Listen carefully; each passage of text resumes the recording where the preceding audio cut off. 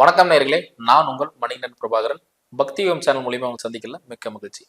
இன்னைக்கு நம்ம சிறப்பு விருந்தினர் யார் வந்திருக்காங்க பார்த்தீங்கன்னா, பேலன்ஸ் தியரி ஆசிரியர் மிஸ்டர் சரவண சோமசுந்தரம் ஐயா வந்திருக்காரு. ஃபர்ஸ்ட் ஆஃப் ஆல் அவர் வெல்கம் பண்ணிடலாம். வணக்கம் ஐயா. வணக்கம். ஓம் காலகால ஈஸ்வராய நமக. பிரபஞ்ச சக்திக்கு நன்றிகள். லாஸ்ட் வீடியோல போட்டிருந்தோம், சும்மா அருமையா போயிருந்தது. அதே மாதிரி சின்ன ஒரு சந்தேகமா ஒன்று கேட்டிருந்தாங்க. ஸோ நம்ம சொல்ற ராசிக்கு சொல்றீங்களா, லக்னம் சொல்றீங்கன்னு சொல்றீங்க. ஆல்ரெடி நீங்க முன்னாடி லக்னம் சொல்லியிருந்தீங்க, பட் நிறைய பேருக்கு அது புரியலன்னு நினைக்கிறேன். ஸோ அதை பத்தி கொஞ்சம் டீட்டெயிலாக சொல்லிட்டீங்கன்னா. ஆக்சுவலாக அந்த வீடியோல பார்த்தா ரெண்டு ராங் கமெண்ட்ஸ் எல்லாம் கூட போட்டிருந்தாங்க. ஆக்சுவலாக ஜோதிடம் படிச்சவங்க சில விஷயங்கள் புரியும், ஜோதிடம் படிக்காதவங்களுக்கு புரியாது. ஆனா ஒரு விஷயத்த வந்து நம்ம ஒரு 4 விதத்தை தான் நம்ம எப்பவுமே அணுகுவோம். கண்டிப்பா. அப்போ ஃபர்ஸ்ட் வந்து ராசின்னு சொல்றது என்ன, ராசி கட்டத்தை தான் ராசின்னு சொல்லிட்டு இருக்காங்க. ஆனா பலன்கள் எல்லாமே லக்னப்படி தான். ஃபர்ஸ்ட் வந்து அந்த நான் தெளிவா கொடுத்துறேன். இது மேச லக்னத்துல நம்ம தெளிவா சொல்லியிருக்கோம். பட் ஆனா நிறைய பேர் அது பார்த்துருக்க மாட்டாங்க. ரிஷபத்தை மட்டும் பார்த்துட்டே பதில் சொல்லியிருப்பாங்க. நம்ம என்ன சொல்றோம், அதுக்கு பேர் ராசி கட்டம். அதனால அவங்க சொல்லும் போது மேசராசி ரிஷபராசி இப்படிதான் ஆரம்பிப்பாங்க. லக்னம்னா நிறைய பேருக்கு தெரியாது, வியூவர்ஸ்க்கு நிறைய பேருக்கு தெரியாது. இன்னைக்குதான் அதோட அவேர்னஸ் எல்லாம் வந்து லக்னம் வேற ராசி வேறங்கிற விஷயத்துக்குள்ளாரே வந்திருக்காங்க. அப்ப நம்ம லக்னம் அப்படிங்கிறது நம்மளுடைய லக்னா புள்ளி எதுக்கோ அதுக்குத்தான் நம்மளுடைய பலன்கள் எல்லாமே. ராசி கட்டம் என்பது கோச்சாரத்தை அடிப்படையாக கொண்டது. ஸோ ராசிக்கு பார்க்காதீங்க, ராசிக்கு இது கண்டிப்பா ஆப்போசிட் தான் ஆகும். நீங்க ராசிக்கு பாத்தீங்கன்னா நெகட்டிவ் கமெண்ட் என்ன வரும்னா, இல்லையா நான் நல்லா இருந்தேன் இந்த திசையில, நீங்களே எப்படி சொல்றீங்க, குரு திசை நல்லா இருக்கு நீங்க, நான் கெட்டு போயிட்டேனே, சனி நல்லா இருக்காது நல்லா இருக்கு. ஏன்னா லக்னம் வேறையா இருக்கும். இந்த ப்ராப்ளம் நிறைய பேருக்கு இருக்கு. அதனால இதை நம்ம இங்க தெளிவுபடுத்திடுவோம். நீங்க அந்த கொஸ்டின் நல்லபடியா கேட்டீங்க. அதே போல வந்து பாத்தீங்கன்னா நான் பார்த்தலப்ப 2-3 கமெண்ட்ஸ் எல்லாம் வந்து பாத்தீங்கன்னா, இல்லையா நான் குருவுல கெட்டு போய் சனியில நல்லா இருந்தேன்னு சொன்னாங்க. எனக்கே ஒரு ஜோதிடர் தனிப்பட்ட முறையில கால் பண்ணி, சார் நான் பிராக்டிஸ் பண்ணிட்டு இருக்கேன், பட் ஆனா நீங்க குரு நல்லா இருக்குனீங்க, நான் குருவுல ஒண்ணுமே இல்லாம 0 ஆயிட்டேன் சார், நடுத்தர நிக்க வச்சிருக்கேன் சார், நான் ரிஷப லக்னம் சார். ஜோதிடரே கூப்பிட்டார். அப்ப நான் ஒரே ஒரு அர்த்தம் கேட்டேன், உங்களுக்கு வந்து கொடுக்கக்கூடிய கிரகம் கெடுக்கக்கூடிய கிரகம் இருக்கும், 3வது மனிதர்களை விட்டுங்க, ஒரு ஜோதிடர் இதெல்லாம் முதல்ல தெரிஞ்சுக்கணும். நான் என்ன சொன்னேன், குரு கொடுப்பார், கேது கொடுப்பார், அப்ப ஆப்போசிட்டாக சனி கொடுக்க மாட்டாரு, அதுக்கப்புறம் சனி கொடுக்கலன்னா அங்க ராகுவும் கொடுக்க மாட்டாரு. இப்ப நான் என்ன கேட்கிறேன், கொடுக்க கூடாத இடத்துல அந்த கிரகம் இருக்கான்னு கொஞ்சம் பாத்துக்குங்க அப்படின்னு நம்ம சொல்றோம். செவ்வாய் கொடுத்தாருன்னா சுக்கிரன் கொடுக்க மாட்டாரு. அப்ப வந்து உங்களுடைய குரு சுக்கிரன் வீட்டுல இருக்காரா இல்ல ராகு சாரத்துல இருக்காரா அப்படிங்கிற ஒரு கேள்வியை நம்ம கேட்ட உடனே, சார் சுக்கிரன் வீட்டுல ராகு சாரம் சார் அப்படின்னாரு. அப்ப என்ன சொல்றோம், அந்த ஒரு விதியை மட்டும் எடுத்துட்டு வரக்கூடாது. ஏன்னா ஜோதிடத்தில் ரூல்கள் வந்து சின்னதா மாறும். 90% ஜாதங்களுக்கு இந்த ரூல் வந்து இப்படிதான் இருக்கு, நம்ம வந்துதான் சொல்றத வீடியோ. ஆனால் எங்க மாறி நடக்குதுங்கிறத நம்ம பாத்துக்கணும். அப்ப கொடுக்க கூடாத வீடு சுக்கிரன். குரு கொடுத்தால் சுக்கிரன் கொடுக்க மாட்டார். அப்ப கொடுக்காத சுக்கிரன் வீட்டுல சனி கொடுக்க மாட்டான்னு சொன்னா, அப்ப சனி கொடுக்கலன்னா ராகு கொடுக்க மாட்டான்னு ஒரு கான்செப்ட் சொல்லியிருப்போம். அப்ப கொடுக்காத ராகசாரத்துல அப்ப நல்லா இருக்கிற மாதிரி ஒரு ஃபாலோ அப் அவர் கொடுத்து செகண்ட் ஹாஃப்ல மொத்தமும் தொடச்சிருச்சு. குரு திசை சுக்கிர புத்திக்கு அப்புறம் அடிபட்டீங்களான்னு கேட்ட ஒரே வார்த்தை, சார் அங்கிருந்துதான் சார் எனக்கு பிரச்சனை அப்படிங்கிறார். ஏன்னா அந்த வீடு என்னைக்கு ஓப்பன் ஆகுதோ அது வரைக்கும் நல்லா வச்சுக்கும். அந்த வீடு ஓப்பன் ஆன குரு திசை சுக்கிர புத்தி அந்த வீடு ஓப்பன் ஆயிடும். ஓப்பன் ஆன உடனே அந்த இடம் டோட்டலா நெகட்டிவ் ஆகும். அப்புறம் லக்னத்துக்கு என்ன, 6ஆம் இடமா, கண்டிப்பா சார் நோய் எதிரி கடன் இந்த 3 விஷயத்துல ஒரு மைனஸ் நடந்திருக்கும் சார். சார் கடன் வந்தது, நோய் வந்தது, எதிரிகளும் கூட்டிட்டேன், கடனை கட்டலன்னா எதிரி வந்துருவாங்க. இந்த விஷயம்லாம் லைஃப்ல நடந்தது சார். அப்ப சனி திசை நல்லா இருக்குன்னு ஒரு வார்த்தை அவரே கேட்கிறாரு. நான் சொன்னேன், சனி திசை ஒண்ணும் இல்லை, அதே குரு வீட்டுல இல்ல கேது சாரத்துல இந்த மாதிரி இல்ல செவ்வாய் வீட்டுல இந்த மாதிரி இருக்கான்னு பாத்துங்க, மாறிடும் அப்படின்னா. சார் இருக்கு சார் அப்படின்னாரு. அப்ப நல்லா வந்துருவீங்க. ஏன் காரணம், சார் சனி திசை ஆரம்பிச்சோடனே நான் வந்து கடன் கட்ட ஆரம்பிச்சிட்டேன் சார். ஏன்னா சனி செவ்வாய் சாரத்துலயமா இருக்கு, கடன் கட்ட ஆரம்பிச்சிட்டேன் சார். ஆனா 3 உயிரை கை வச்சிருச்சு சார் அப்படின்னாரு. நம்ம ஒரே வார்த்தை சொன்னோம், சார் 3 உயிரை கை வச்சா சனி கர்மக்காரங்க. உங்க லக்னத்துக்கும் 10ஆம் அதிபதி கால வருஷங்கள் கர்மக்காரர். சனி குரு ராகு கேது எப்ப வந்து 6, 2, 10ல நின்னாலும் ஒரு உயிர் பலி உண்டு சார் அப்படின்னு நம்ம அந்த விஷயத்த சொன்னோம்.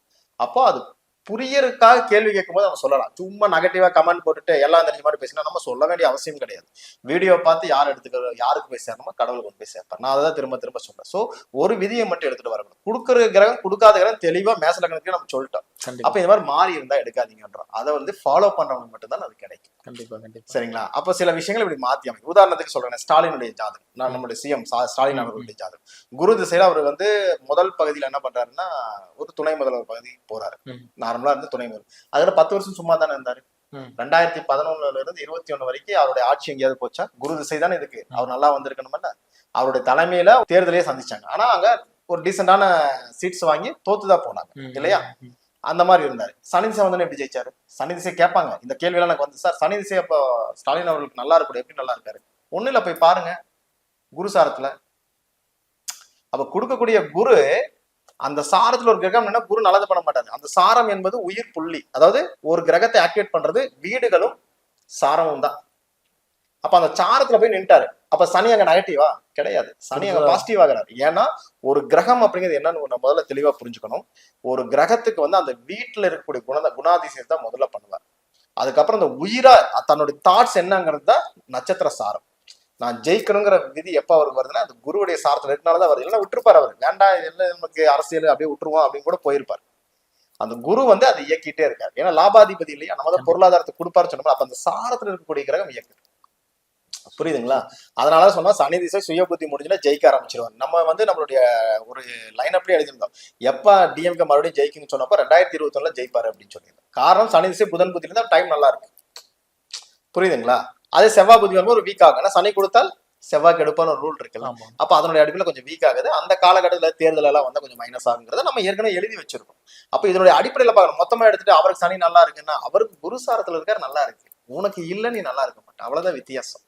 புரியுங்களா? இந்த மாதிரி விதிகளை அப்ளை பண்ணி பார்க்கணும். அதுக்குதான் சொல்றேன், ஒரு லக்னத்தை எடுத்தோம்னா கொடுக்கக்கூடிய கிரகம் எது, கெடுக்கக்கூடிய கிரகம் எதுன்னு பிரிச்சுட்டு இது மாறி இருக்கான்னு பார்க்கணும். மாறலன்னா இப்ப நான் ஃபர்ஸ்ட் சொன்ன ரூலு குரு கொடுப்பார் சனி கெடுப்பார், அதுதான் நடக்கும். இது மாறி இருந்தால் கண்டிப்பாக உங்களுடைய பலன்கள் அப்படியே தலைகீழா மாறும். அப்புறம் நீங்க என்ன திட்டுவீங்க, வீடியோ மட்டும் பார்த்துட்டு மேலோட்டமா படிச்சுட்டு இவன் என்ன சொல்றான் என்ன நல்லா இருந்தேன்னு அப்படின்னு. நான் என்ன பண்ண முடியும்? சரியா?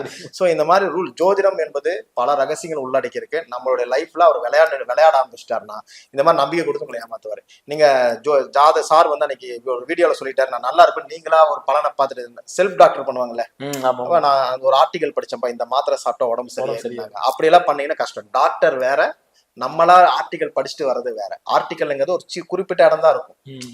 சூட்சமத்துல நிறைய விஷயங்கள் மாறிக்கிட்டே இருக்கும். சாரத்துல மாறும், வீடு கொடுத்தவங்கள மாறும். விதி விலக்கு கண்டிப்பா விதி விலக்கும் உண்டு. பாதகாதிபதி கெடணும் என்பது ரூல். நீங்க பாதகாதிபதி கெட்டு போயிட்டா நல்லது பண்ணுவாருங்கிறது ரூல் இருக்குல்ல. அப்ப குரு சாரத்துல போய் உட்கார்ந்த பாதகாதிபதி 6ஆம் இடத்துல போய் கெட்டு போய் நல்லது பண்றாரு. புரியுதுங்களா? இந்த மாதிரி சில விஷயங்களை உள்வாங்கி சொல்லும் போதுதான் பலன்கள் சரியா. அதை எடுத்து எக்ஸாக்டா நம்ம ஜாதகத்துல போட்டாதான் நம்மளுக்கு ஒரு டெஃபினேஷன். ஆமா, நம்ம மொத்தமா வந்து இவர் குரு கெடுக்கும் சனி கொடுக்கணும். சில பேர் அதே கமெண்ட்ல போற சார் நான் குரு திசையில ஒண்ணுமே இல்லை சார், சனி திசையில டோட்டல் வாஷ் அவுட் சார், எத்தனை பேர் நம்ம கமெண்ட்லயே வந்திருக்காங்க. அப்போ அவங்களுக்குன்னா அவங்களுக்கு நேர்கதியில் இருக்குன்னு அர்த்தம். ஒரு கிரகம் வந்து நேர்கதியில இருந்து விலகி நின்னாலும் தன்னுடைய நான் சொன்ன இந்த கொடுக்கக்கூடிய கெடுக்கக்கூடிய சாரத்தில் வீட்டுல நின்னாலுமே மாறி போயிடும். நான் அதெல்லாம் தான் உங்களுக்கு வந்து நான் சொல்லணுமே ஃபர்ஸ்ட் நினைச்சேன். பாருங்க, வீட்டுல இருக்கக்கூடிய ஒருத்தர் சொல்றாரு, எனக்கு கூப்பிட்டு சொன்ன ஒருத்தர் சொல்றாரு, சார் சாரம் வாங்கினா மொத்தமா வேலை செஞ்சிருமா அப்படிங்கிற. சாரம் என்பது உயிர் புள்ளி. நம்ம எப்படி வந்து நம்மளை இயக்கிறதே வந்து பாவமும் அந்த சாரமும் தான். உங்களுக்கு என்ன மாதிரி எண்ணங்கள் ஓடுதுங்கிறது அந்த பாவமும் சாரமும் தான் முதல்ல சொல்லும். இது ஏன் சொல்றேன்னா அடுத்த மிதுனத்துக்கு போகும்போது நம்ம அந்த விஷயங்கள்லாம் அவங்க உள் வாங்காம மொத்தமா பேசுனாலும் வேலைக்கு ஆகாது. நான் சொல்றது வந்து அந்த கட்டமைப்பு, அந்த அடிப்படையா ஒரு கட்டமைப்பு இருக்குல்ல, அந்த கட்டமைப்பு தான் உங்களுக்கு எக்ஸ்பிளனேஷன் கொடுக்குறேன். அதுல கொடுக்கக்கூடிய கிரகம் கெடுக்கக்கூடிய கிரகம் மாத்தி நினைச்சுன்னா அது மாறிதான் நடக்கும். ஆனால் ஒரு ரூல் கன்ஃபார்ம் நம்ம சொல்றது, எப்பவுமே இந்த சாரம் என்பது உங்களுடைய உயிர் நாடி மாதிரி, உங்களுக்குள்ள என்ன மாதிரி எண்ணங்களை விதைச்சிருக்குங்கிறது அந்த சாரங்கள் சொல்லிக்கிட்டே இருக்கும். அந்த என்ன ஆதிபத்திய வீட்டுல இருக்காரோ அந்த ஆதிபத்திய ரீதியான ஒர்க் அவுட் தான் அந்த கிரகம் பண்ணும். இதுக்கு முக்கியத்துவம் தராமல் அவர் நல்லா இருக்காரு உச்சமாயிட்டார் நீச்சமாயிட்டார்னா ஒண்ணுமே பண்ண முடியாது. நீசமான கிரகம் நல்லது பண்ணும், பண்ணாம போகாது. நான் சொன்ன இடத்துல இப்படி பாருங்க, இந்த சாரத்துல உச்சமான கிரகம் கெடுதலும் பண்ணியிருக்கு. சரிங்களா? அப்போ மைனஸும் ஆகும். சரிங்களா? இதுக்கெல்லாம் நிறைய விதி விலக்குகள் எல்லாமே அந்த அப்ளை பண்ணி தான் எடுக்கணும். இதெல்லாம் படிக்கணும். நாங்க வந்து ஒரு 13 வருஷமா இதுல இருக்கோம். யாருக்கும் 2.5 வருஷம் படிச்சுட்டு அதுக்கப்புறம் பிராக்டிஸ் பண்ணி அதுல வந்து நல்லது கெட்டதுல எடுத்துட்டு சொல்லிட்டு இருக்கோம். நீங்க 2 நாள்ல ஒரு ஜோதிடத்தை படிச்சுட்டு வந்துட்டு எனக்கு இப்படிதான் இருக்கும் நீங்க சொன்னது தப்புன்னா நான் என்ன பண்ண முடியும்? சில பேருக்கு இப்படி இருக்கும், சில பேருக்கு அப்படி இருக்கும். ஒவ்வொரு இடத்துல ஒவ்வொரு ரூல் அப்ளை பண்ணீங்கன்னா நீங்க சொல்லக்கூடிய 95% ஜாதகளுக்கும் நீங்க சொல்றது சரியாக வரும். அதுக்கு முன்னாடி நீங்களா மாத்தி எடுத்துட்டீங்கன்னா ஒண்ணுமே பண்ண முடியாது. செல்ஃப் டாக்டர் பாத்தீங்கன்னா உங்க உடம்பு நீங்களே கெடுத்துக்கிற மாதிரி, ஜோதிடமும் செல்ஃபா நீங்களா பாத்தீங்கன்னா கஷ்டம். படிச்சுட்டு பாருங்க, தப்பு இல்லை. படிக்காம பாத்தீங்கன்னா தப்பு தான். புரியுது? சரியா? சோ இதனுடைய அடிப்படையில பாக்கணும். Super sir, super sir. நல்ல ஒரு டீட்டெயிலா சொல்லிருந்தீங்க நிறைய பேருக்கு. ஏன்னா இது நிறைய உதவிகரமா இருக்குன்னு நினைக்கிறேன். கண்டிப்பா இருக்கும். ஆனா அதனால கேட்ட உடனே இது கொஞ்சம் விளக்கமாவே சொல்லுவோம். ஏன்னா அவங்க பாட்டுக்கு மொத்தமா எடுத்துட்டு அப்ப நம்ம அவங்க கேட்டதுக்கு ஒரு காரணமா இருக்கும். இது எப்படி எங்க வேலை செய்யுதுன்னு தெரியாது. நான் ஜோசியரை பார்க்கலாம்னு போனா இவரே சொல்லிட்டான்னு விட்டுட்டு அப்புறம் பார்த்தா போய் பாத்துருக்கலாமே தோணுது பாருங்க. சோ அந்த மாதிரி இல்லாம ஒரு முறை பாத்துருங்க. ஏன்னா நீங்க ஒரு 50 லட்ச ரூபா 1 கோடி ரூபா போட்டு ஒரு பிசினஸ் பண்ணுவீங்க, ஒரு 20 லட்ச ரூபா போட்டு பிசினஸ் பண்ணுவீங்க, நீங்க ஒரு ஃபீஸ் கொடுத்து பார்க்கறது ஒன்றும் தப்பு கிடையாது. கண்டிப்பா கண்டிப்பா. சரிங்களா? அது மாதிரி பண்ணிக்கிறத சொல்றேன். கண்டிப்பா. Super super. சரி, இன்னைக்கு எபிசோடுக்குள்ள போயிடலாம். பொதுவாக வந்து பாத்தீங்கன்னா மிதுன லக்னத்தை பொறுத்த வரைக்கும் 2 கான்செப்ட் தான் சார். மிதுன லக்னம் வந்து நம்ம எப்பவுமே நம்ம சொல்லக்கூடிய பலன்கள் எதனுடைய அடிப்படையில் சொல்றோம்னா ஸ்தான பலத்தை ஃபர்ஸ்ட் பாருங்க. மிதுன லக்னம் 7ஆம் இடம் 10ஆம் இடம் அப்படி இருக்கக்கூடாது. அது பாதக ஸ்தானம் ஒண்ணு கொடுத்தா அது பாதகம் தான். 6ஆம் இடம் ஒண்ணு கொடுத்தா கடன் தான். 8ஆம் இடம் அது 8 தான். இந்த மாதிரி அந்த விதிகளை அப்ளை பண்ணி பார்க்கணும். நம்ம எடுத்த உடனே உச்சமாயிட்டாரு, உச்சம்னா நல்லதுன்னு நினைச்சு என்னைக்கு நினைக்க ஆரம்பிச்சோம் அன்னைக்கே தப்பாயிட்டோம். 8ஆம் உச்சமாகலாமா? கோர்ட்டு கேஸ் வம்பு வழக்கு வளர்த்துரும், அவ்வளவுதான். கண்டிப்பா சுத்திரும், வளர்த்துரும். அதுலயே தான் இருப்பாங்க இல்லைங்களா? கண்டிப்பா வளர்த்துரும். அதே போல வந்து பாத்தீங்கன்னா ஒரு கிரகம் வந்து இவங்க என்ன நினைச்சுக்கிறாங்கன்னா, ஒரு கிரகம் வந்து கொடுக்கறதுக்கு முன்னாடி கெடுக்காதுன்னு நினைச்சுக்கிறாங்க. கெடுக்கும். அப்பதான் உங்களுக்கு ஒரு பயம் வரும். நான் உங்ககிட்ட இருந்து ஒரு பொருளை எடுத்துட்டு போறேன்னு ஒரு பயத்தை கொடுத்தா நீங்க என்ன பண்ணுவீங்க? அது கெட்டியா புடிச்சுக்கீங்க. கண்டிப்பா. புரியுதுங்களா? உங்க வீட்டுக்குள்ள யாருமே வரமாட்டான்னு தங்க நகை எங்க போட்டு வைப்பீங்க? கண்ட இடத்துல போடுவீங்க. எவனாவது பூந்துட்டானுங்கிற பயம் இருக்கிறப்பதான் சேஃப்டி பண்றீங்க. அந்த மாதிரி அந்த கிரகம் கொடுக்கறதுக்கு முன்னாடி உங்களுடைய விஷயத்துல ஒரு மைனஸ் பண்ண ட்ரை பண்ணும். எக்ஸாம்பிள் சொல்லணும், கேது மாதிரி சொல்லலாங்களா? கண்டிப்பா. ஒரு பயத்தை கிரியேட் பண்ணும். அந்த பயத்தை கிரியேட் பண்ணும்போது தான் அந்த பொருள் மேல உங்களுக்கு அக்கறை வரும். குழந்தைய பத்திரமா கூட்டு போயிட்டு வரீங்களா? ஏன் டெய்லி போற குழந்தை ஏன் பயப்படுறீங்க? ஏன்னா ஒரு பயம், நம்ம பொருள் அது, நம்மளுடைய குழந்தை. அந்த பயத்தை கொடுக்கும் போது நீங்க சேஃப்டியா பாத்துக்குவீங்க. அந்த கிரகம் ஆரம்பத்துல அது செஞ்சா நீங்க நல்லா இருக்க போறீங்கன்னு அர்த்தம். ஆரம்பத்துல அபரிமிதமான ஒரு மிதப்பை கொடுத்ததுன்னு வச்சுக்கோங்களேன், நீங்க என்ன தெரியும் பண்ணுவீங்க? டே நம்ம தான் எல்லாம் அப்படிங்கிற மென்டாலிட்டியில கையை விட்டு போனதுக்காக ஃபீல் பண்ணுவீங்க. அதனால நாங்க அடிக்கடி சொல்லுவோம், ஒரு கிரகம் கொடுக்கறதுக்கு முன்னாடி கெடுக்கும். கெடுக்கணும்னு நினைச்சா முதல்ல கொடுக்கும். உங்களை நம்ப வைக்கும், நான் தான் இந்த உலகத்துல எல்லாம் அப்படிங்கிற மாதிரி நம்ப வைக்கும். அப்பதான் நீங்க தோப்பீங்க. அப்பதான் நீங்க எங்க ஒரு இடத்துல ஏமாறுவீங்க. நாங்க சொல்றது கேட்க மாட்டீங்க. இதுதான் திரும்ப திரும்ப சொல்றோம். ஸோ இதை ஃபாலோ பண்ணீங்கன்னா ஜெயிச்சிடலாம். அப்போ மிதுன லக்னத்துக்கு இந்த மாதிரி சில ரூல்ஸ் எல்லாம் இருக்கு. நம்ம கொடுக்கறது எல்லாமே இதோட அடிப்படையில தான். அப்போ மிதுன லக்னத்தை பொறுத்த வரைக்கும் பாருங்க, விரையாதிபதிங்கிறது பார்க்கணும். நம்ம ஏற்கனவே சொன்ன மாதிரி விரையாதிபதி யாருன்னு கேட்டீங்கன்னா சுக்கிரன். அப்போ சுக்கிரன் என்ன விரயம்னு பார்க்கணும். பொருள் விரயமா உயிர் விரயமான்னு பார்த்தா அது பொருளாதார ராசி. விரையாதிபதிங்கிறது பொருளாதார விரயம். சுக்கிரன் கண்டிப்பாக பொருளாதார விரயத்தை தருவார். பொருளாதார விரயம் தரும். பாருங்க, பொருளாதார விரயம்னா நிறைய பேர் என்ன நினைச்சுப்பாங்கன்னா, கையில காசு போயிடுமா, பணம் போயிடுமா, அப்படி எல்லாமே நினைப்பாங்க. ரொம்ப சிம்பிளான விஷயம் சொல்றேன். அந்த சுக்கிரனுடைய நட்சத்திரங்கள் பாவங்களையும் நல்லா கேளுங்க, பாவங்களையும் அந்த நட்சத்திரங்களையும் இணைச்சா மட்டும்தான் பலன். 5, 12 கூடைய சுக்கிரன் அதோட நட்சத்திரங்கள்லாம் எங்க இருக்கும் பாருங்க. அந்த லக்னத்துக்கு 3, 7, 11 இருக்கும். இந்த 3, 7, 11 சுபகாரியங்கள் நிறைய செய்ய வைக்கும். சுப விரயம். உடனே என்ன நினைச்சுக்கோங்கன்னா, நான் வந்து விரயம்ட்டாரு, நான் நல்லா 2 சொத்து வாங்கிட்டேன், 3 சொத்து வாங்கிட்டேன், என் குழந்தை குட்டியில ஃபாரின்ல படிக்க வைக்கிறேன் எல்லாம் சொல்லுவாங்க. ஏன்னா 3, 7, 11 என்பது வெளியூர் வெளிநாட்டு குழந்தைகளுக்காக நீங்க பண்ணினீங்கன்னா வெளியூர் வெளிநாட்டுல படிக்க வைக்கும். ஏன்னா அது 5ஆம் இடத்துக்கு 11ஆம் இடம் வேலை செய்யும். 11ங்கிறது மேற்படிப்புக்காக நீங்க வெளியே போறதை பத்தி அது பேசும். வெளிநாடு கண்டிப்பா போவாங்க. என் குழந்தைய படிக்க வைக்கலாமா, இந்த நியூஸ்ல இடம் கண்டிப்பா கிடைக்கும்னு சொல்லுங்க. அதுக்காக நீங்க செலவு பண்ணுவீங்க. 3, 7, 11ங்கிறது ஒரு பத்திரப்பதிவு, பத்திரம் சார்ந்த துறைகள். நீங்க ஏதோ ஒரு சொத்து வாங்குறது எல்லாமே அங்கதான் நடக்கும். இந்த விரயம் என்ன ஆகும்? சுப விரயமா கன்வெர்ட் ஆகும். அப்ப இது எப்ப சார் நெகட்டிவ் பண்ணுன்னு கேட்டீங்கன்னா, தப்பி தவறு இந்த கிரகம் தொழிலா நீங்க கன்வெர்ட் பண்ணீங்கன்னு வச்சுக்கோங்க. நான் வந்து ஒரு தொழில் பண்றேன், ஒரு 10 லட்ச ரூபா கூட பிசினஸ் பண்றேன் அப்படின்னீங்கன்னா உங்களை ஏமாற வைக்கும். கவனமா இருக்கும். ஒரு இடத்துல கண்டிப்பா ஏமாறுவீங்க. இந்த கிரகம் கொடுக்காத கிரகம் இப்ப நான் சொல்ல போறேன். அதெல்லாம் எந்த கிரகம் கொடுக்கும் எந்த கிரகம் கொடுக்காதுன்னு ஒவ்வொன்னா சொல்றேன். அந்த இடத்துல மாறி உட்கார்ந்து இருந்தாலும் லாக் ஆயிடுவீங்க. இந்த சுக்கிரன் செவ்வாய் சாரத்துல போய் உட்கார்றது, சுக்கிரன் போய் குரு வீட்டுல போய் உட்கார்றது, குரு சாரத்துல போய் உட்கார்றது, இந்த மாதிரி பண்ணுச்சுன்னா கண்டிப்பா பொருளாதாரம் ஏமாறும். எழுதி வச்சுங்க. ஏன் ரீசன் எல்லாம் 1 by 1 நான் சொல்றேன். இந்த மாதிரி சில விஷயங்கள் இருக்கு. அப்போ எந்த கிரகம் கொடுக்கும் எந்த கிரகம் கொடுக்காதுங்கிறத தெளிவா புரிஞ்சுக்கணும். அப்ப இந்த சுக்கிரனை பொறுத்த வரைக்கும் விரயத்தை பண்ணுவார். ஆனா சுப விரயங்களாக இருக்கு. ஏன்னா அதனுடைய நட்சத்திரங்கள் எல்லாமே நான் சொல்ற நட்சத்திரங்கள் உயிர் புள்ளி மாதிரி உங்களுக்குள்ள எண்ணங்களை விதைக்கிறது. அப்ப 3, 7, 11 சுபகாரியங்கள், திருமணம் சார்ந்த விஷயங்கள். 7ஆம் இடம். 3ஆம் இடம் அப்படிங்கிறது வந்து பாத்தீங்கன்னா பத்திரப்பதிவுகள், நீங்க செய்யக்கூடிய சொத்துக்களை வாங்குறது, வீட்டை ஆல்ட்ரேஷன் பண்ணது, வீட்டை இன்னொரு வீடு எக்ஸ்டெண்ட் பண்றது, இந்த மாதிரி விஷயங்களை பண்றது. 11ங்கிறது லாபஸ்தானமா, நம்ம அதுவே பொருளாதார பாதகம் வேற சொல்லிட்டு இருக்கோம். 10ஆவதுக்கு இந்த 3, 7, 11 நட்சத்திரங்களாக இருக்கும்போது ஒரு பாசிட்டிவான விஷயங்கள் நடக்கும். இந்த 11ங்கிறது என்னன்னு கேட்டீங்கன்னா, உங்களுக்கு அபரிமிதமான லாபங்கள். நீங்க எதெல்லாம் நினைக்கணும் அதெல்லாம் நடக்கும். ஒரு கார் வாங்கிட்டேன், இது உங்க செலவு தான். நீங்க நல்லா பாருங்க, சம்பாதிச்ச காசு செலவு பண்ணிட்டே இருக்கிறீங்க. ஆனா நீங்க என்ன நினைக்கணும், பொருளா வரதுனால செலவா பார்க்க மாட்டேங்க. இது சுப விரயம்.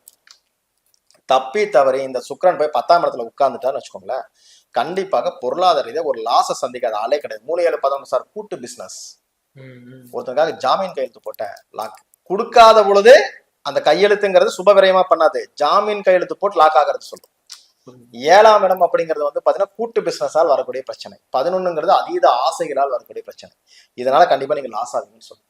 அப்ப இந்த சுக்கிரன் எங்க இருக்காருன்னு பாத்துக்கணும். நட்சத்திரம் 3, 7, 11 கண்டிப்பா உங்களுடைய வீட்டுல சுபகாரியங்கள், சொத்துக்கள் வாங்குறது இல்லைன்னு சொல்லவே முடியாது. இதெல்லாம் நடக்கும். சரிங்களா? அப்ப சுக்கிரன் கொடுக்கல, அப்ப என்ன கிரகம் கொடுக்கணும்? நேர் ஆப்போசிட் வீடான செவ்வாய் கொடுப்பார். செவ்வாய் சாரத்துல செவ்வாய் வீட்டுல இந்த சுக்கிரன் உட்கார்ந்துட்டான்னு வச்சுக்கோங்களேன், லாபத்தை கொடுத்து இது எல்லாமே பண்ணிடுவார். செவ்வாய் கொடுப்பார். செவ்வாய் திசை வந்தாலும் நீங்க ஜெயிச்சிருவீங்க. இதுல கொடுக்காத திசை எதுன்னு பாத்துக்கணும். மெயினா வந்து கொடுக்கறத பத்தி கவலையே இல்லைன்னா, கொடுத்தா யாரும் நம்ம கிட்ட சொல்லவே மாட்டாங்க, இங்க நம்ம கேட்டுருவோம்னு சொல்லிட்டு. கொடுக்காத திசை எதுன்னு பாத்துக்கணும். மிதுன லக்னத்தை பொறுத்த வரைக்கும் புதன் திசை ரொம்ப கவனமா இருக்கும். சரிங்களா, புதன் திசை கண்டிப்பா கவனம். ஏன்னா மிதுனத்தை பொறுத்த வரைக்கும் பாத்தீங்கன்னா நம்ம ரூல்ல வந்து நம்ம சொல்றதே வந்து பாத்தீங்கன்னா சுக்கிரன் மைனஸ் சொல்லியிருக்கோம். அதே போல புதனும் மைனஸ் பண்ணுவார். அதிபதியே கெடுப்பார். அதிபதியே கெடுப்பார். லக்னாதிபதி திசை என்பது கௌரவத்தை மட்டுமே சொல்லும், லாபத்தை கொடுக்காது. உங்களை பத்தி நீங்க என்ன வேணா பெருமையா பேசிக்கலாம், உங்க உயிருக்கு மட்டும் அவர் கேரண்டி தருவார். சரிங்களா, உங்களுடைய பொருளாதார உடைமைகளுக்கு கேரண்டி தர மாட்டார். அதுக்கு ரீசனோட சொல்றேன். மிதுனத்துக்கு நேர் ஆப்போசிட் வீடாதுங்க குரு வீடா. அது என்ன வீடு? உயிர் வீடு. குரு உயிர் பாதகம் தான், பொருளாதார பாதகம் இல்லை. 10ஆம் இடம் பொருள் வீடு, 7ஆம் வீடு உயிர் பாதகம். சோ அந்த குரு உயிர் பாதகத்தை தான் தருவார். குரு திசையாக இருக்கு, குரு வீட்டுல இருந்து ஒரு கிரகம் திசை நடத்துதுன்னா உயிர் பாதகத்தை தான் அந்த கிரகம் தரும், பொருளாதார பாதகம் தராது. தொழில் குரு திசையாக இருந்தால் மிதுன லக்னம் குருவுல சம்பாதிக்கலாம். எந்த மிதுன லக்னத்துக்கான கேட்டு பாருங்க, குரு திசை நல்லா இருக்கான்னு கேட்டு பாருங்க. சார் பேரு எவ்வளவோ கஷ்டத்துல இருந்து கொஞ்சம் மேல வந்து சார் நிறைய பிரச்சனை சந்திச்சு சார், ஆனா காப்பாத்தி விட்டுட்டார். அவனவர தகுதிகளுக்கு ஏற்றபடி ஒரு விஷயத்த பண்ணும், கண்டிப்பா குரு காப்பாத்து. எப்படி நேரடியா நான் சொல்ற ரூல்ல மாத்தி இருந்தா மாறிடும். அப்ப இந்த குரு வந்து பாத்தீங்கன்னா குரு சனி புதன் கேது சாரத்துல இருந்தாலும் சரி, தப்பி தவிர புதன் சாரத்துல மட்டும் போயிடக்கூடாது. சரிங்களா, மத்த இது சந்திரன் வீட்டுல இருக்காரு, அது ஓரளவு காப்பாத்தி கொடுக்கும். ஆனா குரு திசை கண்டிப்பா காப்பாது. குரு திசையில சம்பாதிக்காத மிதுனமே கிடையாது சார், விடாத புதனும் புதன் திசையில விடாத மிதுனமும் கிடையாது. அப்ப இந்த புதன் என்ன பண்ணுன்னு பாத்தீங்கன்னா, இந்த புதன் வந்து 10ஆம் இடம் என்னங்க குரு வீடா, அதுக்கு நேர் 7ஆம் வீடு புதன் வீடு. அது என்ன பாதகம்? அந்த ராசிக்கு இது பாதக ராசி. என்ன பாதகம்? பொருளாதார பாதகம். அப்ப தொழில் கெடணும்னா உங்களுடைய புதன் திசையில தான் தொழில் கெடும் மிதுனத்துக்கு. புரியுதுங்களா? மிதுனத்துக்கு புதன் திசையில தான் தொழில் கெடும். அப்போ ரொம்ப கவனமா இருக்கணும். அதுவே 4ஆம் வீட்டுக்கு 10ஆம் வீடு பாதகம் தான். 4ங்கிறது என்னங்க? சொத்து, பொருளாதார பாதகம். வீடு கட்டும் போது பிரச்சனை இதெல்லாம் இவங்க சொன்னால் கூட அந்த குரு என்ன பண்ணுவாரா, பொருளாதாரத்தை கொடுக்கறதுனால ஒன்றுக்கு மேற்பட்ட சொத்துக்களை கொடுத்துரும். சார் 4ஆம் வீட்டுக்கு அது பாதகம் தானே, நீ வீடு கட்டி எக்ஸ்ட்ரா இஎம்ஐ போட்டு லாக்காவா, அது வேற விஷயம். தப்பி தவிர குரு போய் புதன் வீட்டுல உட்காண்டாரு, புதன் சாரத்துல இருக்கான்னு வச்சுக்கோங்களேன், இவ எக்ஸ்ட்ராவா ஒரு வீடு சார் 10 லட்ச ரூபாய்க்கு எஸ்டிமேட் போட்ட சார் 25 லட்சம் ஆயிடுச்சு, எப்படி கட்ட போறான்னு தெரியலங்கிறவன் இவன். அது பிரச்சனையா கொடுக்கும். இல்லைன்னா அந்த வீடு வந்து இதே குரு நல்லா இருக்காருன்னு வச்சுக்கோங்களேன், நல்ல ஒரு ரூபத்துல இருக்காருன்னா இந்த இடத்துல வாங்கக்கூடிய காலகட்டம் எல்லாமே சூப்பரான வீடு வாங்க, நல்ல பெரிய விஸ்தரமான வீடு, நல்ல பெரிய சொத்துக்கள், இந்த மாதிரிலாம் வாங்குவோம். அப்போ மிதுனத்தை பொறுத்தவரை நம்ம கவனமா இருக்க வேண்டிய சுக்கிர திசை தொழில் மட்டும் காசை போட்டு பண்ணீங்க, ஈக்குவலான பொருள் கையில் இல்லாம பண்ணீங்கன்னா நீங்க லாஸ். இன்வெஸ்ட்மெண்ட் போடக்கூடாது. நான் சொன்னேன், இப்ப நான் கிரகங்கள் சொல்றேன் எது கொடுக்க எது கெடுக்கணும். ஏன்னா இந்த குருவும் புதனும் புரிஞ்சுட்டீங்கன்னா மற்ற கிரகங்கள் ஈஸியா எடுத்துடலாம். ஏன்னா குரு வந்து கொடுத்தா சனிக்கு எடுப்பார், கண்டிப்பா புரிஞ்சுங்களா? அப்ப சனிக்கு எடுப்பார், சனிக்கு எடுத்தா ராகுவும் கெடுப்பார். இப்ப சனிக்கு எடுத்தா செவ்வாய் கொடுப்பார், செவ்வாய் கொடுத்தா கேதுவும் கொடுப்பார். இவ்வளவுதான். இத முதல் கிரகத்தை நீங்க புடிச்சிட்டீங்கன்னா மீதி 8 கிரகங்களும் உங்க கட்டுள்ள வந்துடும். அதை பிடிக்காம கஷ்டப்படுறவங்க தான் இங்க ஜாஸ்தி. நாங்க இதனாலதான் அந்த ஸ்தானத்துக்கு ஒரு பலத்தை கொடுத்து, இதுதான் ஸ்தான பலம். ஸ்தானம்னா என்ன? ஒவ்வொரு ஸ்தானத்துக்கு விரையாதிபதினு கொடுத்துட்டாரு. ரெண்டுக்குமே இப்போ இது விருச்சிகத்துக்கு அதே சுக்கிரன் தான் விரயம், அது உயிர் விரயம். அதுக்கு மிதுனத்துக்கு பொருள் விரயம். ரெண்டுக்கு வித்தியாசம் இருக்கா? அப்ப இது ஏன் ரெண்டு ஒரே வேலையை தானே பண்ணணும், ஏன் பண்ணல? மாறி நடக்கும்.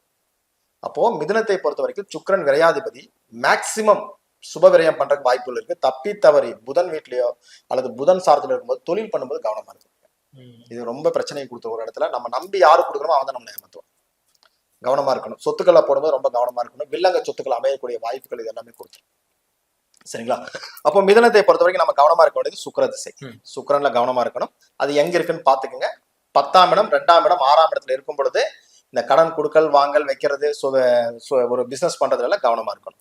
வேற மற்ற பாவத்துல இருக்கும்போது ஒரு சுப காரியங்கள் நடக்கக்கூடிய ஒரு அமைப்பு. அதாவது கவனமா இருக்கணும் மீன்ஸ் அதை இறங்கவே கூடாதா, இல்ல ஒரு அளவுக்கு அதை சொல்லல. இப்ப நான் சொல்றேன், இந்த இதுல ஒரு 50-50 அமையும். சில பேருக்கு வந்து பாத்தீங்கன்னா இப்போ நம்ம சொல்ற குரு கொடுத்துட்டாங்க, குரு வீட்டுல போய் உட்கார்ந்துருச்சுன்னா சுக்கிரன் கெடுப்பாரு, அதே நேரத்துல ஒரு 50% காப்பாது. நியூட்ரல் திசைன்றோம். ஓகே, ஒரு லாபமும் உண்டு, ஒரு நஷ்டமும் உண்டு.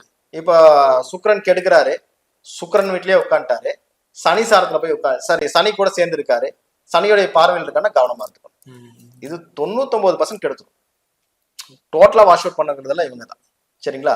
தப்பி தவிர குரு பாக்குறாருன்னா ஒரு 50% 70% லாஸ் பண்ணாலும் ஒரு 30% உங்களை காப்பாத்தி விடும். ஏன்னா எந்த கிரகம் கொடுக்குதோ அந்த கிரகம் கொஞ்சம் வாங்கி வச்சுக்காது உங்களை காப்பாத்துதுன்னு அர்த்தம். அவ்வளவு கொஞ்சம் அப்படியே பிடிச்சி நிறுத்துவாங்க. ஒரு சார் எல்லாமே நான் வந்து பிசினஸ்ல போலான்றத சொத்து வாங்கலாம், அதுக்குள்ள ஒய்ஃப் வந்து கம்பல் பண்ணி ஒரு சொத்தை வாங்கி விட்டாங்க சார். ஏன்னா 7ஆம் இடம் இல்லையா, மனைவியால. அப்ப வந்து மனைவி வந்து ரொம்ப அடம் பிடிச்சி ஒரு சொத்து வாங்கி ஆகணும் சார், அதனால ஒரு வீடு கட்டி தப்பிச்சிட்டேன் சார், இல்லைன்னா இன்னைக்கு வீட்டுக்கே எனக்கு பிரச்சனைன்றாங்க. இந்த மாதிரி விஷயங்கள்லாம் இதுல போகும். ஸோ கவனமா இருக்கும். ஸோ மிதுனத்தை பொறுத்த வரைக்கும் சுக்கிரன் மைனஸ், அதே போல புதனும் மைனஸ், அதே போல சனி மைனஸ். சனி வந்து கண்டிப்பா நல்லது செய்யறது இல்லை. அதே போல வந்து ராகு மைனஸ், சூரியனும் மைனஸ். நல்லா கேட்டுங்க, இந்த புதன் திசை சூரியன் வீட்டுல யாருக்கெல்லாம் இருக்கும் நல்லா இருக்கிற மாதிரி இருக்கும், பேரு புகழ் எல்லாமே கொண்டு போய் நிறுத்தும், கடைசி இடத்துல ஒண்ணுமே இல்லாம பண்ணி விட்டுரும். ரொம்ப கவனமா இருக்கும். நான் பல பேரை பார்த்திருக்கேன், மிதுனத்துல வந்து புதன் சூரியன் எல்லாம் சேர்ந்து கவர்மெண்ட் வேலைக்கு போய் வேலையை விட்டுட்டு வந்தவங்க நான் பார்த்திருக்கேன். புரியுங்களா? ஏன்னா இந்த புதன் நல்லா இருக்கிற மாதிரி ஒரு கான்செப்டை கொடுத்தாலும் அந்த சூரியனுங்கிறது ஆகும். தப்பி தவிர சுக்கிரன் சாரத்துல இன்னுமே மோசம், ரொம்ப மோசப்படுத்தி. ஏன்னா விரையாதிபதி சாரத்தில் புதன். நம்ம பொதுவா என்ன எடுப்போம்னா, நல்லா இருந்ததுன்னா ஸ்தான பலத்துல 5ஆம் இடம் சுக்கிரன் சாரத்துல இருக்காருங்கிறப்போ என்ன பூர்வ புண்ணியாதிபதி அதனால நல்லா இருக்கான்னு சொல்லிட்டுவோம். கெட்டு போச்சுன்னு வச்சுக்கோங்களேன் 12ஆம் அதிபதின்றோம். இதே குரு நல்லா இருந்தாலும் என்ன பண்ணுவோம் 10ஆம் அதிபதியும் போவோம். கெட்டு போயிட்டாருன்னு வச்சுக்கோங்களேன் சார் பாதகாதிபதி மாரகாதிபதின்றோம். சரி, ரொம்ப கவனமா இருக்கும். ஸோ மிதுனத்தை பொறுத்த வரைக்கும் சுக்கிரன் மைனஸ், புதன் மைனஸ், சனி ராகு பெரியதாக நன்மை செய்வதில்லை, சூரியனும் பண்ணாது. ஆனா ஒரு 3 கிரகம் நல்லது பண்ணும். செவ்வாய் நல்லது பண்ணுவார். செவ்வாய் வந்து 6ஆம் அதிபதி. 11ஆம் அதிபதிங்கிறது உயிர்காரகம் தான், பொருள்காரகம் இல்லை. ஆனா 6ஆம் அதிபதி கடனாவது காசு வரும் சார். செவ்வாயில தொழில் பண்ணுவாங்க. செவ்வாயுடைய சாரத்துல ஒரு கிரகம் இருந்தாலும் தொழில் பண்ண விடும் அந்த கிரகம். புரியுதுங்களா? சுக்கரன் கொடுக்கலான்னு நம்ம சொல்லுவோம். தப்பி தவிர செவ்வாய் சாரத்துல இருக்காருன்னு வச்சுக்கோங்களேன், செவ்வாயுடைய பார்வை செவ்வாய் சாரத்துல ஒரு 10% 20% உங்களுக்கு விட்டுரும். ஏன்னா செவ்வாய் கொடுக்குற இடத்துல தான் உங்களுக்கு இருக்கும். ஆனா 6 கடன் கொடுக்கல் வாங்கல மட்டும் கவனமா இருந்தீங்க. நோய் வராது. 11ஆம் இடம் தான் உயிர்காரகம்.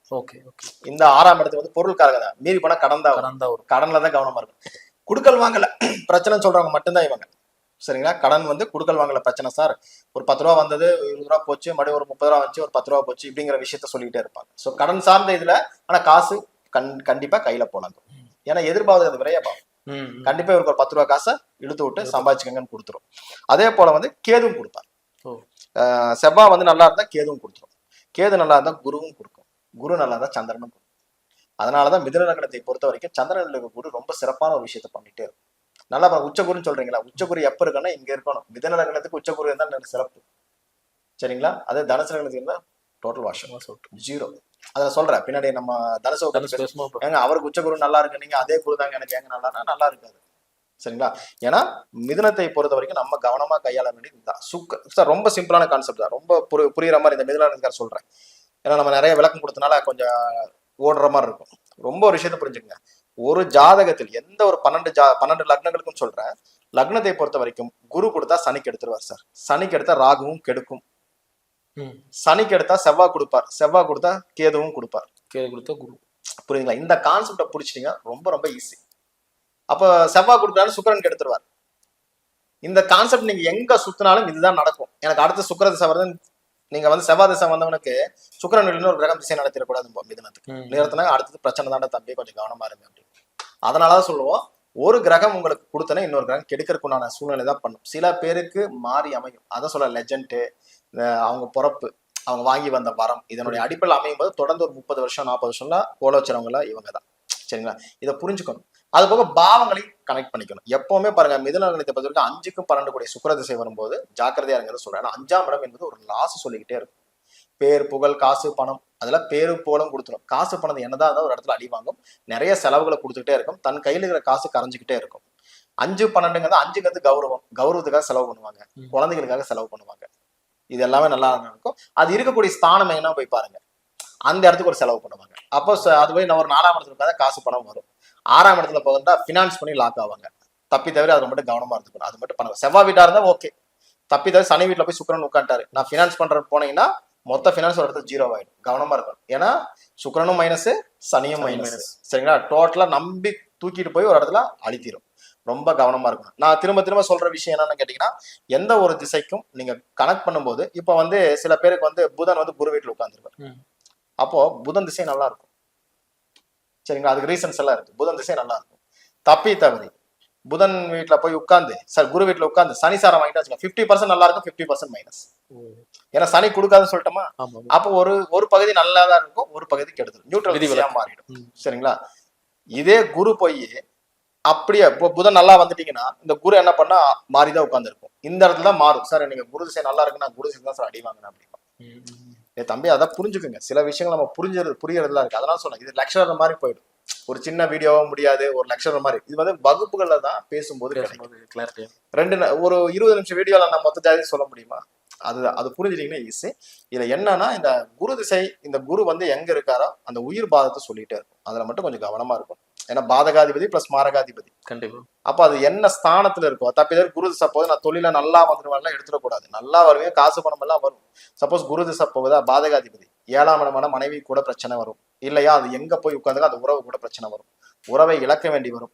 மரண சம்பவங்கள் சம்பந்தப்பட்ட இஷ்யூஸ் வரும். ஏன்னா பாதகாதிபதி பிளஸ் மாரகாதிபதி, அதோட ஸ்தான பலம் ஒண்ணு இருக்குல்லையே, அது தன்னுடைய வேலையை தெளிவா செய்யும்.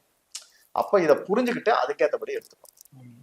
நான் சொன்னேன் இல்லையா, தொழிலுக்கு 10ஆம் இடத்துக்கு நேர் ஆப்போசிட் வந்து புதன் வந்து பாதகாதிபதி. பொருளாதார பாதகம், கண்டிப்பா பொருளாதார பாதகம் உண்டு. அதனால தொழில் பண்ணும்போது புதன் திசையில கவனமா இருங்கன்னு சொல்றோம். பட் யாருமே புரிஞ்சுக்க மாட்டேங்கிறாங்க. ஏதோ சும்மா வாய்க்கு வந்து அடிச்சு விட்டுறாங்க, இவங்க பாதி ஏதோ பேசிட்டு இருக்காங்கன்றாங்க. நீங்க வேணா செக் பண்ணிக்கங்க. மிதுன லக்னத்துக்காரன் புதன்ல அடி வாங்குவான், அதே வந்து குருவுல சூப்பரா இருப்பான். இது வந்து ஜெனரல் விதி. இப்ப நான் சொன்ன இந்த ரூல்ல கொடுத்ததுக்கு எடுக்கிற மாதிரி உட்காரும் போது நீங்களா கனெக்ட் பண்ணிக்கங்க, இல்லைன்னா செக் பண்ணி பார்த்துட்டு முடிவு பண்ணுங்க. சூப்பர். சரிங்களா, ஈஸியாவே கால்குலேட் பண்ணிக்கலாம். இப்போ உங்களுக்கு ஃபார்முலா சொல்லி கொடுத்துட்டுனா நீங்களே போட்டுக்கலாம்.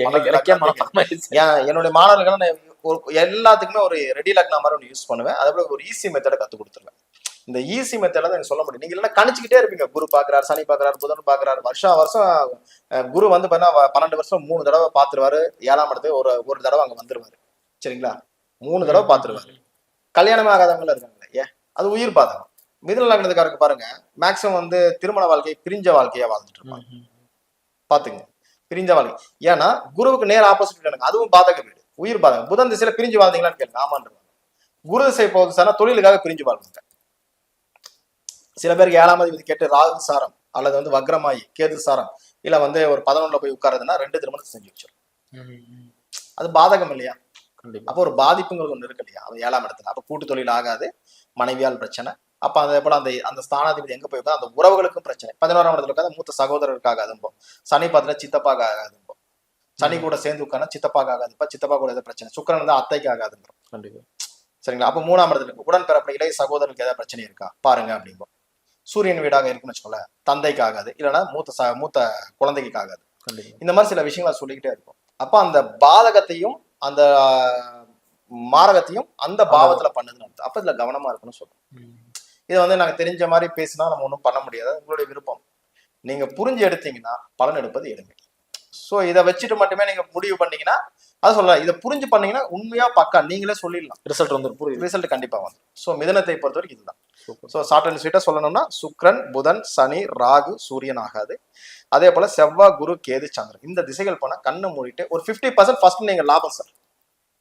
50% லாபம், புரியுதுங்களா? மீதி 50% மாறி இருந்தா அதுல ஒரு அடியும் வாங்குவீங்க. தப்பி தவறி குரு செவ்வாய் வீட்டுல உட்காந்து செவ்வாய் சாரமே வாங்கினாலும் சரி, இல்ல சுக்கிரன் சாரம் வாங்கினாலும் சரி, சுக்கிரன் சாரம் மட்டும் வாங்கக்கூடாது, செவ்வாய் வீட்டுல போய் உட்காந்து நீங்க நல்லா தான் இருக்க போறீங்க. அது என்ன விட வேணா இருக்கட்டும், பாதகாதிபதி மாரகாதி எது வேணா எடுத்துக்கங்க, உங்களை காப்பாற்றும். இது புரிஞ்சுக்கணும். ஓகேவா? சூப்பர் சார், அதாவது ரொம்ப தெளிவா சொல்லிட்டீங்க. ஆமா, இந்த வீடியோ தான் எனக்கு தெரிஞ்சு இல்லையா அதிகம் நினைக்கிறேன். ஏன்னா முதல்ல ஒரு விளக்கம் கொடுத்தோம், அதுக்கப்புறம் புரியறதுக்காக சொல்லிட்டு ரொம்ப வெயிட் பண்ணிருந்ததுக்கு வரப்பிரசாதம் மாதிரி அமைஞ்சிருச்சு. நீங்க எந்த மிதனத்தை வேணா கேளுங்க, புதன் திசையில அடிபடாத மிதனம் கிடையாது, குரு திசையில வாழாத இதுவும் கிடையாது.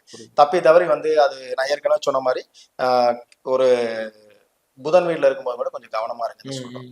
அது என்ன பண்ணுது, அந்த புதன் எங்க இருக்காரு, கண்டிப்பா அப்ப நீங்க விஷயத்தை பார்த்துட்டு முடிவு பண்ணலாம். நேயர்களே, இந்த வீடியோ வந்து உங்களுக்கு பிடிச்சிருக்கும் நம்புறேன். பிடிச்சிருந்தா மறக்காம லைக் அண்ட் ஷேர் பண்ணுங்க. இதே மாதிரி இன்னொரு காணொலி சந்திக்கும் வரை உங்களிடம் விடைபெறுவது உங்கள் மணிகண்டன் பிரபாகரன். நன்றி, வணக்கம். வணக்கங்கய்யா. வணக்கம்.